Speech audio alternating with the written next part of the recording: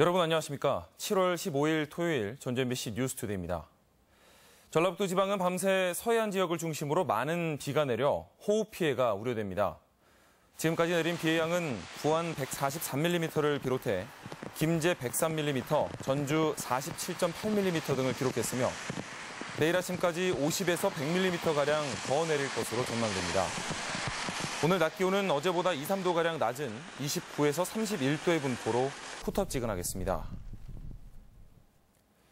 전북 출신 새만금 개발청장 임명으로 지역 인재를 기용한다는 청와대의 약속이 하나둘 현실화되고 있습니다.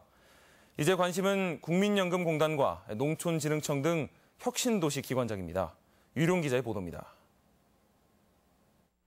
전라북도를 금융도시로 탈바꿈시킬 것으로 기대를 모았던 기금운용본부.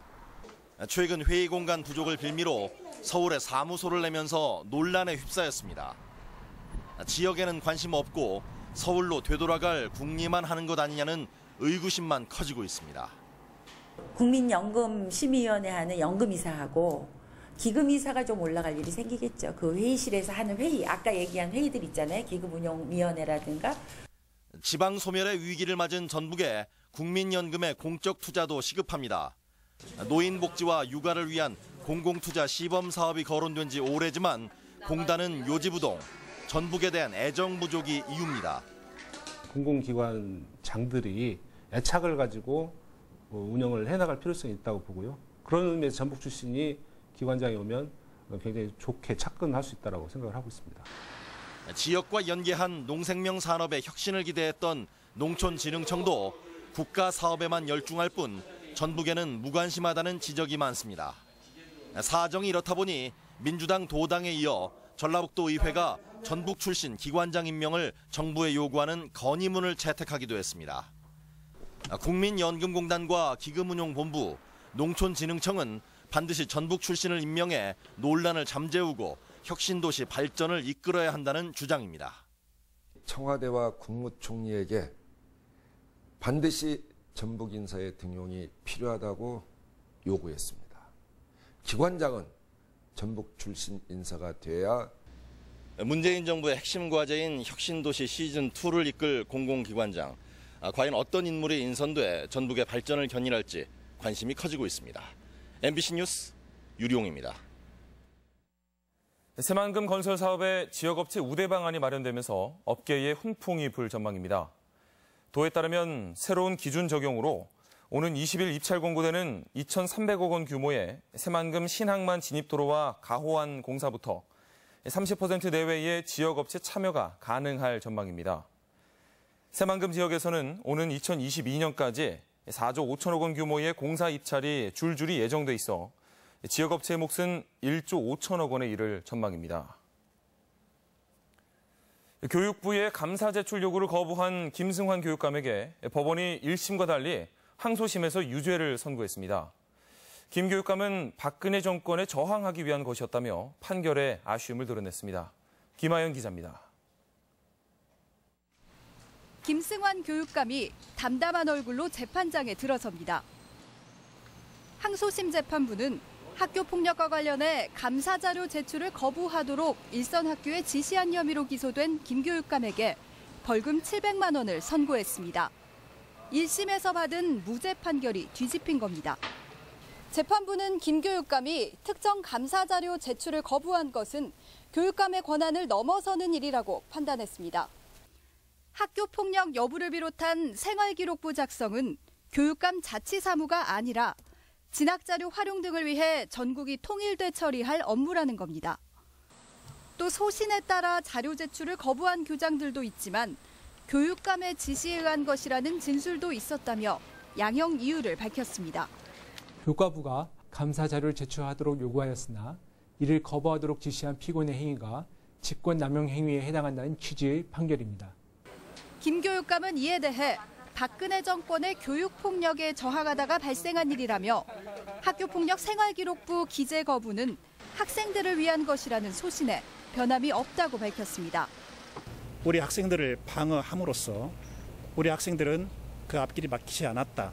우리 아이들 지키다가 국가로부터 받은 훈장이라고 생각합니다. 김 교육감은 이번 판결에도 직위 유지는 가능하지만 인사 개입과 관련한 또 다른 재판이 진행 중이어서 적자는 부담을 안게 됐습니다. MBC 뉴스 김아연입니다. 큰 인명피해를 불러오는 졸음운전 사고가 때와 장소를 가리지 않고 있습니다. 돈에서도 지난 13일 졸음운전 차량이 터널 안에서 작업 중이던 인부를 들이받는 등 안타까운 사고가 잇따르고 있습니다. 한범수 기자입니다. 보수공사가 한창인 터널 안에서 승용차 한 대가 갑자기 통제된 1차로로 들이닥칩니다. 뒤늦게 방향을 꺾고 속력을 줄여보지만 이미 끔찍한 사고가 일어난 뒤였습니다. 현장에 있던 근로자 2명이 들이받쳐 54살 임모 씨가 숨지고 63살 최모 씨도 크게 다쳤습니다. 경찰은 운전자가 졸음운전으로 운전대를 놓친 것으로 보고 있습니다. 작업 종료 후 철수하는 과정에서 사고 차량이 갑자기 차선을 변경, 인부들을 덮쳐 피해가 커졌습니다. 터널 안에는 졸음운전을 예방하기 위한 경보기가 설치돼 있었지만 순식간에 일어난 사고를 막기에는 역부족이었습니다.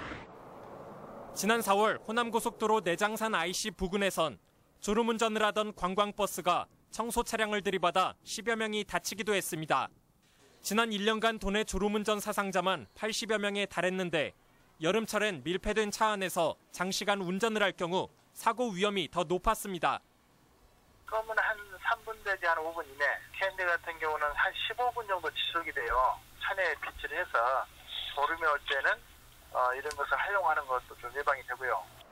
졸음운전을 막는 제도적이고 기술적인 보완이 이뤄지기 전까지는 자주 휴식을 취하고 방어운전을 하는 것만이 사고를 줄일 수 있습니다.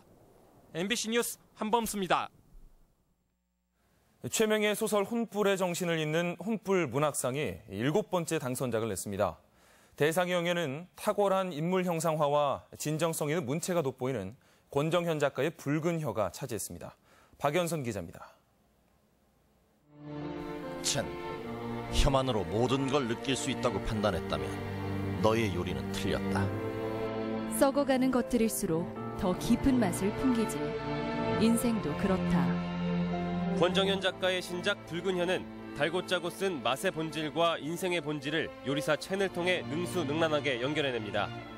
혼불 문학상 최종심사위원회가 최종 본선에 오른 6편의 작품 가운데 붉은 혀를 대상 수상작으로 정했습니다. 공간과 인물이 잘 맞아떨어지고 그리고 특히 요리라고 하는 소재를 소설적으로 잘 형상화했다고 봅니다. 그래서 우리 심사위원들이 만장일치로. 권정현 작가는 2002년 조선일보 신춘문예에 단편소설 수가 당선되며 등단했습니다. 당선작 붉은 혀는 일제침략기 만주를 배경으로 일본 관동군과 중국 요리사, 위안부로 끌려간 한국 여성의 삶을 엮어 독특한 흥미를 끌어냈다는 평가입니다. 미각을 통해서 어떤 인간의 본질 자체를 좀 추구해 나가는 그런 측면이 상당히 흥미진진했고요. 올해 혼불 문학상은 역대 최다인 282편의 작품이 쏟아져 명실상부한 우리나라 대표 문학상 중 하나로 성장했다는 평가입니다. 전국에서 문학의 흐름을 주도하는 문학상으로 자리 잡은 느낌을 받았습니다. 작품 수준도 굉장히 뛰어났고요. 소재도 굉장히 다양해서 당선작은 9월에 출간되고 5천만 원의 상금이 주어지는 시상식은 10월 12일 전북대에서 열릴 예정입니다. MBC 뉴스 박연선입니다. 가끔 소나기가 내리지만 연일 폭염이 지속되고 있습니다. 더위를 피해서 바다나 계곡으로 가는 것도 좋지만 멀리 가지 못한다면 도심 숲에서 천천히 걸어보는 것도 좋을 것 같습니다. 이경희 기자가 건지산 둘레길을 소개합니다. 쨍쨍 내리쬐는 태양을 피해 들어온 숲. 자박자박 흙길을 따라 걸어가면 드넓은 편백나무 숲과 마주합니다. 도심보다 4, 5도가량 낮은 숲그늘 아래에서 몸을 뻗어 눈을 붙이기도 하고 나무 사이로 불어오는 실바람에 땀을 식히며 일상의 번잡함을 털어냅니다. 정화작용을 한다고 그러잖아요. 뭐 공기청정기라고 하잖아요. 너무 좋아요. 여기 오면 일단 한 바퀴 돌면 몸에 있는 독소가 싹 빠지는 느낌 들고. 해발 100m의 야트막한 건지산. 140만 제곱미터 울창한 산림은 사시사철 새로운 얼굴의 오송재와 5만 제곱미터의 편백숲 등 보물을 숨기고 있습니다. 아이들은 숲속 놀이터에서 무한한 상상력과 모험심을 발휘하고 길을 따라 걷다 불현듯 나타나는 숲속 도서관에선 진정한 나와 만납니다. 가장 중요한 것이 신선한 산소를 우리한테 공급해준다. 묵묵히 길을 내주는 건지산의 속내가 궁금할 때면 오랜 세월 숲과 교감해온 숲 해설가가 좋은 길잡이가 돼줍니다. 지금 한 10시경에 와가지고 한 여기 쭉 돌면은 3시간 정도 이 산에서 그냥 같이 맑은 공기 마시면서 바쁘게 돌아가는 일상을 피해 어디론가 떠나고 싶은 도시인들에게 가까운 거리의 소중한 숲이 친근한 휴식 공간이 돼주고 있습니다. MBC 뉴스 이경입니다. 기상청이 측정한 기온이 시민들의 체감 온도를 반영하지 못한다는 주장이 제기됐습니다. 전주 지속가능발전협의회가 지난해 4월부터 9개월간 전주 120여 개 지점에서 기온을 측정해보니 기상청 발표 기온보다 3, 4도가량 높았습니다. 협의회 측은 기상 관측 장비가 아스팔트나 콘크리트 등 인공물의 영향이 적은 곳에 있어 생활 온도를 정확히 반영하지 못했다고 지적했습니다.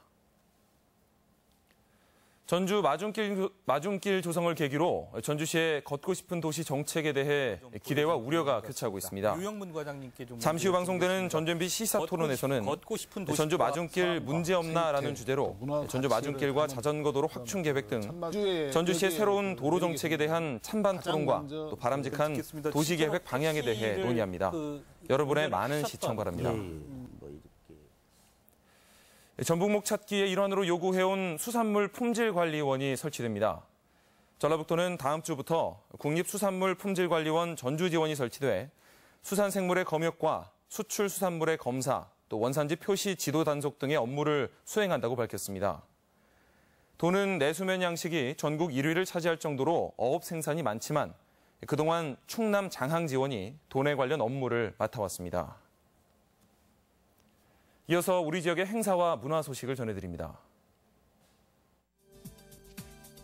전북 도립국악원의 창작 무용극 왕의 순행이 오늘 군산 예술의 전당에서 무료로 마련됩니다. 가객 이세춘의 삶을 살펴보는 국가무형문화재 이수자 무대가 오늘 국립무형유산원에서 있습니다. 샌드아트와 버블쇼 등을 볼 수 있는 알랑가몰라 판타지쇼 공연이 오늘 국립전주박물관에서 펼쳐집니다. 일회용 종이컵을 이용한 인형극 제랄다와 거인이 오늘 완주 향토예술문화회관에서 공연됩니다. 기부도 하고 공연도 즐기는 나눔 콘서트 다움이 오늘 전주 창작지원센터에서 열립니다. 전주 연꽃문화제가 오늘부터 이틀간 덕진공원에서 열립니다. 6.25 한국전쟁 당시 해병대가 최초로 참가해 승리를 거둔 전투 역사의 기념 행사가 내일 군산 월명공원에서 있습니다. 건강한 먹거리를 즐길 수 있는 유기농 한마당 행사가 오늘 남원시 보절면 추어마을 일원에서 열립니다. 육아로 지친 엄마들을 위한 힐링 토크쇼 투맘쇼가 오늘 전북도청에서 마련됩니다. 전북 지역 판소리 거목인 고, 추담, 홍정택 명창을 기리는 국악경연대회가 오늘과 내일 부안예술회관에서 열립니다. 끝으로 날씨입니다. 주말인 오늘 전라북도 지방은 흐리고 후텁지근한 가운데 산발적으로 비가 내리겠습니다.